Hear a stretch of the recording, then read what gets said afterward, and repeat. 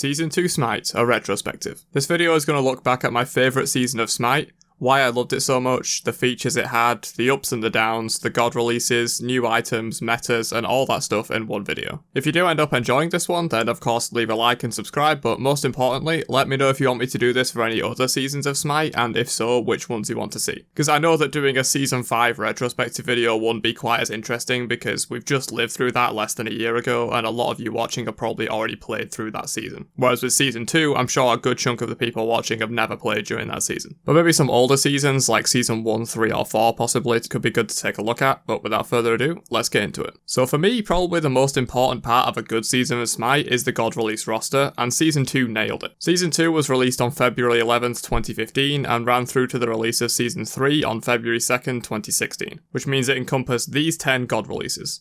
3 warriors. Raven was a warrior at release, so I'm counting him as one, though he was later changed into an assassin of course. 2 hunters, 2 mages, 2 guardians, and 1 assassin. So if you were to consider the fact that Raven was eventually redesigned to be an assassin, you have a very balanced release roster right off the bat, with 2 gods of every class being released in this season. One thing I hate about some of the other seasons of Smite are the unbalanced releases. And I mean that in terms of not having something for everyone in every class, not in terms of being overpowered, because all god releases are overpowered.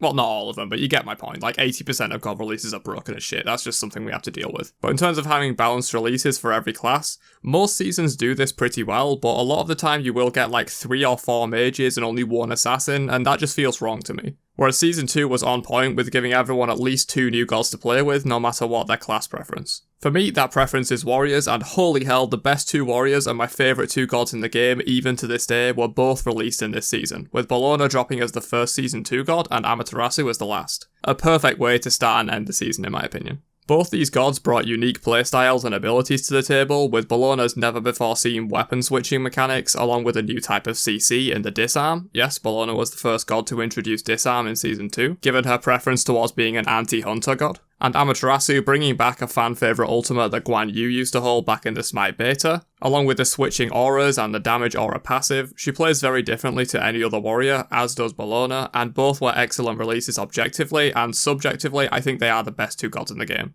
The Guardian release roster this season, much like the warriors, had something for everyone. Where Bellona covers the more aggressive, in-your-face warrior playstyle, and Armor covers the more defensive, calculated playstyle, with team buffs and debuffs, Jing Chen is the Bellona of Guardian releases, and Khepri is the Amaterasu. Whether you enjoy that aggressive, almost warrior-like in-your-face playstyle that Jing Chen offers, or the passive, more support-focused Guardian playstyle that Khepri offers, this season had a Guardian for you. With a completely unique and insanely broken at the time resurrection mechanic being introduced with Khepri, and even Jing Chen was, I believe, the first god to introduce specific basic attack damage reduction on an ability in his 1. Of course, there were other ways to interact with enemy auto attacks before, such as disarm or reducing attack speed, but this is the first time anything was implemented that reduced attack damage. The Season 2 mages once again followed this trend of having something for everyone, with 2 drastically different but equally powerful, or you could say 2 powerful, strategies you could try in this season as a mage player. Sol and Apwash both fall under the mage category, but play as if they're from different classes entirely. Apwash is your traditional low mobility but high AoE burst damage mage, exploding people with corpses, and providing high zone control with his ultimate, along with some extra control against healers in his 3. Sol, on the other hand, is much more focused on single target damage, and falls under the umbrella term of magical ADC, in that she plays almost like a hunter but is in the mage class and deals magical damage instead of physical. Both these gods brought a unique playstyle and focus we hadn't really seen before, with Pwash playing off of corpses heavily and Sol playing heavily into that basic attack strategy around her passive and having haste on her 3rd ability, plus the 2 proccing Polynomicon at release, which any of you who played back in Sol's release will definitely remember. Both these 2 mages played extremely differently but were equally powerful on release. Now for assassins, which I'm including Raven here, you had a batshit OP release and a trash one.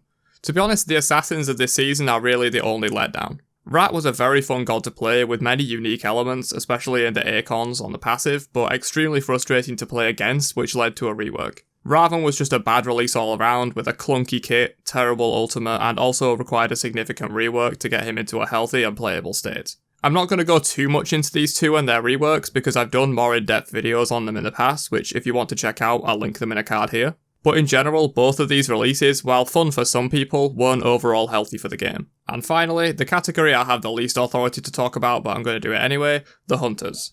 For me, these just seem like solid releases. As I said, I don't play too much ADC, so I take my comments on Hunters with a grain of salt, but these two releases just seem good. Nothing groundbreaking, but also nothing on the level of like release Scaddy that was just complete cancer when she was released. Some cool new mechanics were definitely introduced here though, mostly in these two gods' ultimates. Medusa having the Petrify mechanic, where turning your camera actually had a huge impact on the effectiveness of the ability, and Chiron having a self-revive mechanic, which was never before seen on a Hunter at the time. But yeah, overall, these two releases just seemed very good to me. However, the balance of Season 2's God releases was definitely its downfall. As I've said before, a vast majority of God releases are too powerful on their release, so it's not that big of a deal for me, but some people do really have a massive problem with overpowered God releases, and Season 2 probably loses some points with those type of people. Bellona, Medusa, Ratatoska, Khepri, Sol, and to an extent Chiron were all way too overpowered on release, and Raven was debatably the weakest God release we've ever had in Smite. But for me, I look more at the core design of the gods and how healthy they are for the game in the present day after they've been balanced more. Yes, they may have been OP at release, but if they can be fun and healthy in the game today, I class them as a good god release. Which, as I mentioned, apart from the assassins both requiring reworks, that message rings true for this season's god roster. So with god releases aside, I think the next most important aspect of a good Smite season is the general meta throughout. Seasons with bad meta choices like the Golden Bow meta or stale metas in general get a thumbs down from me, whereas with seasons with ever-changing metas and people constantly evolving new strategies to stay on top, and gods and items being relatively balanced is a gold star season. So where does Season 2 fall here? If we were going off my personal opinion, damn near the top. However, I think objectively, when you consider all playstyles and other people's opinions, this season was just good in terms of overall meta. A large part of this season's meta was focused on the solo laner in Conquest and the jungler as well, which is partly why, subjectively, this season was my favourite. Solo laners were extremely prevalent to the point where it was almost out of control, which is why objectively this season wasn't amazing for everyone. With strong solo lane gods like Xingqian and Bellona running rampant, along with overall very strong tank items that took some severe nerfs throughout the season, such as Mystical Mail and Frostbound Hammer, plus the prevalence of starter items like Bluestone and Death's Toll, with Mark of the Vanguard sometimes as well making it for solo laners, they dominated the season. However, with three very potent ADC releases in Medusa, Chiron and Sol, along with some other strong carry gods such as Xbalanque and Cupid throughout the season, there were definitely times when ADCs sprung into the meta and could challenge those solo laners, which helped keep them in check. Paired with strong items like Kinsize and Devourer's Gauntlet, which were even stronger back then than they are now, these ADCs could match solo laners as they came out of the laning phase, provided they played correctly. The difference between these two classes really was the fact that solo laners remained strong for a vast majority of the season, whereas ADCs were only strong for certain parts. Junglers, as I mentioned, were also a very prevalent part of the Season 2 metagame, with plenty of farm being available and many powerful junglers to choose from, including the newly released Ratatoska around halfway through the season. Thor, and you might not believe it today, but Bastet were also very strong throughout the season, along with Nemesis and Serket. These junglers really held the most influence on the game. A good jungler could shut down and feed their side lane ADCs and or solo laners and let them carry the game. While there were some standout mid laners and supports, like Release Apwash and Khepri, plus Giannis and Sylvanas in general, they had much less of an influence on the game compared to junglers and solo laners this season, which really skews how people view the season based on which roles they enjoyed back then. For me, this was an excellent season because I was a solo and jungle main at the time, but it's not going to be the same for everyone.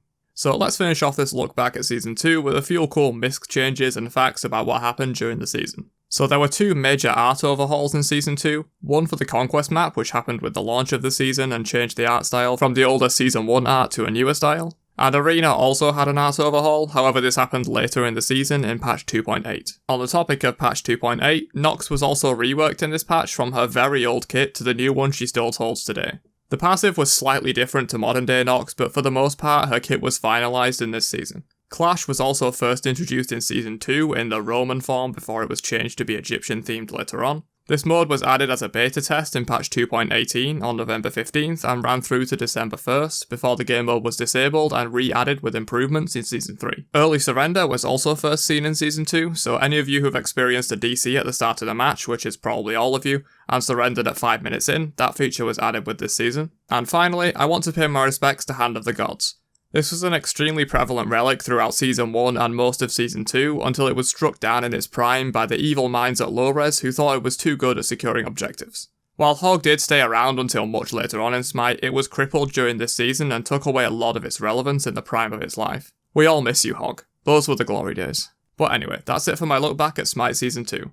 My favourite season to date. As I mentioned at the start of the video, if you want to see more of these for other Smite seasons, then I'm happy to do that. Just let me know which season you want to see, and if you see someone asking for that season in the comments, then give that comment a like so I can see it. But yeah, I'll catch you guys in another video later on. Have a great day, and peace out, you nerds.